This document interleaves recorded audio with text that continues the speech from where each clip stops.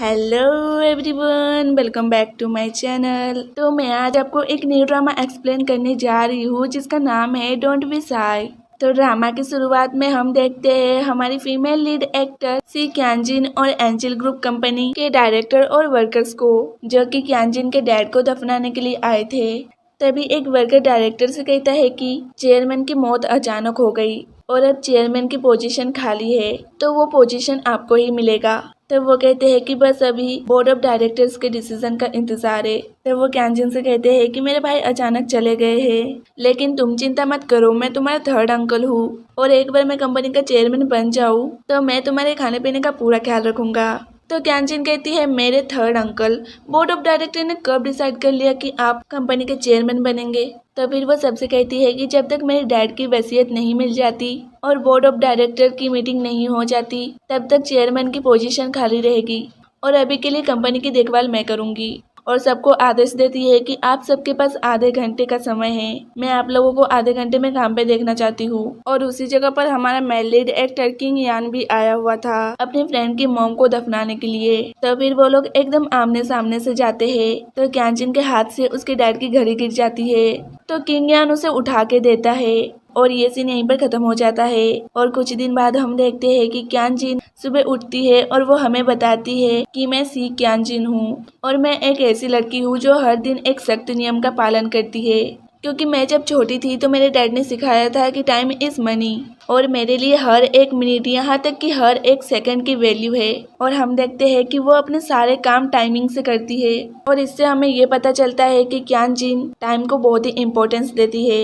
और दूसरी तरफ हम किंग यान को देखते हैं, वो कहता है कि मैं किंग यान हूँ और सबसे साधारण इंसान हूँ, मैं जानवरों का अंतिम संस्कार पार्लर चलाता हूँ। और वो बताता है कि उसके डैड की मौत के बाद से उसे एक बीमारी हो गई है। उस बीमारी में जब वो दुखी होता है तो हंसता है और जब खुश होता है तो रोता है, क्योंकि वो अपने भावना उनको सही ढंग से दिखा नहीं सकता था। तो फिर हम उधर क्यानजिन के बेस्ट फ्रेंड चूली को देखते हैं, जो कि उसकी असिस्टेंट है। वो क्यानजिन को आज का पूरा शेड्यूल बताती है कि किस टाइम पे उसे कहाँ होना चाहिए, क्योंकि उसे पता है कि क्यानजिन अपना एक सेकंड भी खराब नहीं करती। तो फिर नेक्स्ट सीन में क्यानजिन मीटिंग में बताती है कि आज नेशनल हॉलीडे है, बट हर बार की तरह हम 3 गुना सैलरी देकर हॉलीडे को कैंसिल कर रहे हैं। तो डायरेक्टर सी अपने एक चमचे को इशारा करते हैं तो वो खड़े होके कहता है, अगर डायरेक्टर सी चेयरमैन नहीं बनेंगे तो मैं कंपनी छोड़ दूंगा। तो वो कहती है, ठीक है, तुम अभी जा सकते हो।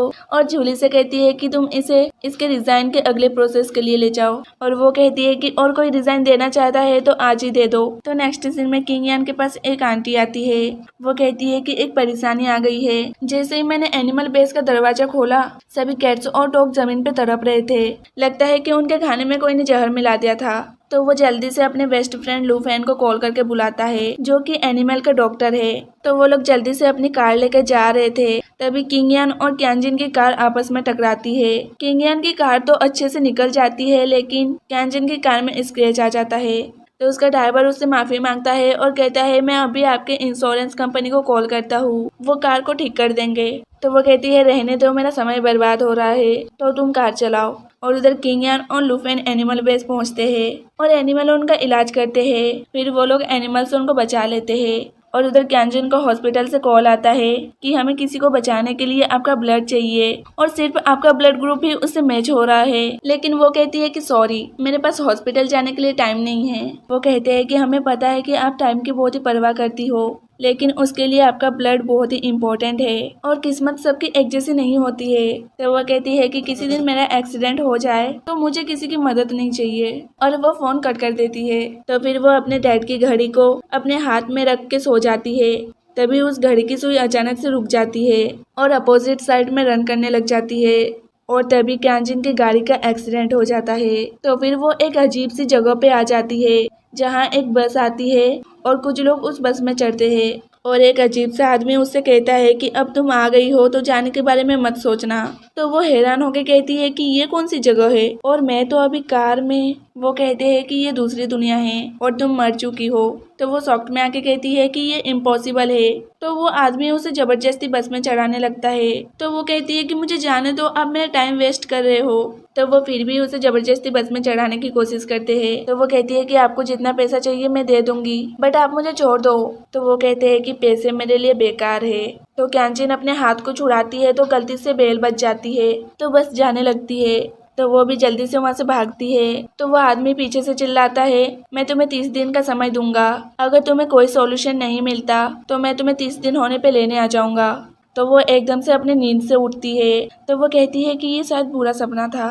तभी वो देखती है कि उसके डैड की घड़ी उसके हाथ में बंधी हुई थी और उसमें काउंटडाउन उल्टा चल रहा था।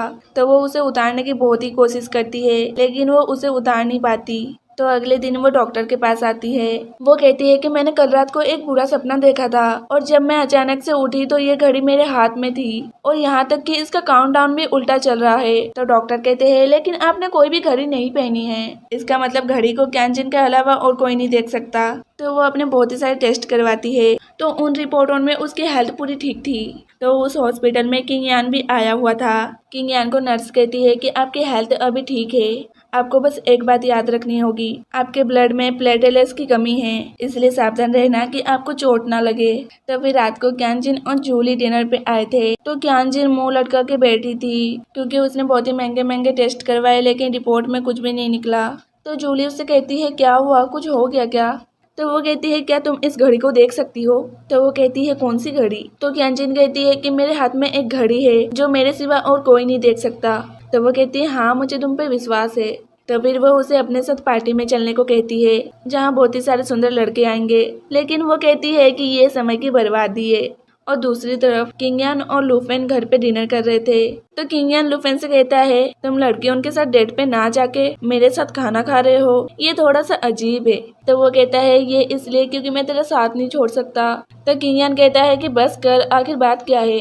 तो वो अपनी ओवर एक्टिंग स्टार्ट कर देता है और कहता है, यार 10 दिन हो गए मेरा ब्रेकअप हुआ है और मैं अभी तक ऐसी लड़की से नहीं मिला जिससे मिलकर मेरा दिल धड़के। मुझे ऐसा लग रहा है कि मेरे दिल में जंग लग गया है। और वो किंग यान के हाथ को अपने हार्ट के पास रख के कहता है, जंग लग गए है। फिर वो अचानक से कहता है कि कोई बात नहीं, मुझे विश्वास है कि मैं जल्दी ही उससे मिलूंगा, लेकिन जहाँ तक तेरी बात की जाए कि अब समय आ गया है कि तू डेटिंग शुरू कर दे, अगर तू ऐसा ही रहेगा तो तू साधु बन जाएगा। और वो फिर से अपनी ओवर एक्टिंग स्टार्ट कर देता है और उसके पास जाके कहता है कि आप हमेशा मेरी बाहों में नहीं रह सकते डार्लिंग। तो वो डरते हुए कहता है कि दूर हट और जल्दी से अपना खाना खा, नहीं तो फिर से तुझे किसी लड़की से पहली नजर में प्यार हो जाएगा। एक्चुअली लूफेन अलग अलग लड़कियों से डेटिंग करता रहता है। तो फिर क्यांजिन घर आती है और अपने टर्टल को खाना खिलाती है, लेकिन वो कोई भी रिस्पॉन्स नहीं दे रहा था। तो वो बहुत ही डर जाती है। तो वो जल्दी से उसको लेकर एनिमल डॉक्टर के पास आती है। तो डॉक्टर कहते हैं कि ये पहले ही मर चुका है। तो वो क्लिनिक से निकल के किंग यान के पार्लर के सामने रोते रोते सो जाती है। तो फिर सुबह किंग यान पार्लर से निकलता है तो क्यांजिन उसे देखती है तो उसके घड़ी का काउंटडाउन रुक जाता है, लेकिन वो अपनी घड़ी की तरफ ध्यान नहीं देती है। एक्चुअली जब तक उस घड़ी का काउंटडाउन चलता रहेगा तब तक उसके जीने के दिन भी कम होते जाएंगे। तो फिर किंग यान उसके टर्टल की अंतिम संस्कार कराने की तैयारी करता है। तो वो क्यांजिन से कहता है, तुम इससे आखिरी बार अपनी मन की बात कह सकती हो। तो क्यांजिन अपने टर्टल से बात करती है। तो किंग यान बार बार हंसे जा रहा था। तो क्यांजिन को लगता है कि वो उसकी बातों के ऊपर हंस रहा है। तो वो गुस्से में कहती है कि तुम हंस क्यों रहे हो? तो वो कहता है, नहीं मैं नहीं हंस रहा। तो वो कहती है, नहीं तुम हंस रहे हो। तो वो उसे गुस्से में मारने जाती है तो स्लिप होकर गिरने लगती है। तो किंग यान उसे पकड़ लेता है और तभी वहाँ पर लूफेन आ जाता है और वो देखकर एकदम शॉक में आ जाता है और कहता है, विश्वास नहीं हो रहा, मुझे लगा था कि किंग यान सिंगल है। तो फिर किंग यान उसे सारी बात बताता है। तो लूफेन क्यांजिन से कहता है कि ये इसकी बीमारी है, ये खुश होता है तो रोता है और दुखी होता है तो हंसता है, तो तुम इसे गलत मत समझना। तो वो कहती है कि मैं इस तरह की बीमारी को नहीं जानती और भले ही ये बीमार है फिर भी मैं इसकी शिकायत करूंगी और साथ ही मुआवजे का दावा करूंगी, क्योंकि यहाँ रुकने के कारण मेरा टाइम वेस्ट हुआ है और मेरी कंपनी हर मिनट में 24,000 रुपए कमाती है। तो लूफेन डरते हुए कहता है कि मिस हमारी दुकान छोटी सी है जो कि ज्यादा पैसे भी नहीं कमाती। और वो किंग यान से कहता है, यार तो कुछ बोलना। तो वो सीधे सीधे कहता है कि मुझे नहीं पता क्या करना है। तो वो दोनों आपस में ही बहस करने लग गए थे। तभी क्यांजिन का ध्यान उसकी घड़ी की तरफ जाता है तो वो देखती है कि उसकी काउंटडाउन रुक गई है। तो वो एकदम से खड़े होकर कहती है, रुक गई। तो लूफेन कहता है कि बिल्कुल नहीं रुके, हम बात कर रहे हैं कि आपका नुकसान कैसे बढ़ा जाए। तो वो अपने में ही खुश होकर अपने घड़ी को देखकर कहती है, रुक गई, जो कि वो घड़ी उनको दिख ही नहीं रहा था। तो लूफेन किंग यान को साइड में ले जाके कहता है, लगता है इसके टर्टल के मरने के कारण इसके दिमाग पे असर हुआ है, हमें जल्दी से कुछ करना होगा। तो किंग यान क्यांजिन से कहता है, मिस हम आपके टर्टल को फ्री में दफनाएंगे और चीनी मूर्ति भी फ्री में देंगे। तो वो सोचती है कि ठीक ही है, मैं दूसरे अंतिम संस्कार वाले को ढूंढने जाऊंगी तो मेरा टाइम वेस्ट हो जाएगा। तो वो कहती है ठीक है, तुम लोग यहाँ पर खड़े मत रहो, जल्दी से तैयारी करो और एकदम हाई क्लास वाली तैयारी होनी चाहिए। तो किंग को बहुत ही गुस्सा आ रहा था कि एक तो ये फ्री में अंतिम संस्कार करवा रही है और मैडम को हाई क्लास वाली तैयारी चाहिए। तो फ्रेंड्स, ये पार्ट यहीं पे खत्म हो जाता है। तब तक के लिए बाय बाय और प्लीज ज्यादा से ज्यादा मेरे चैनल को शेयर एंड सब्सक्राइब कर देना।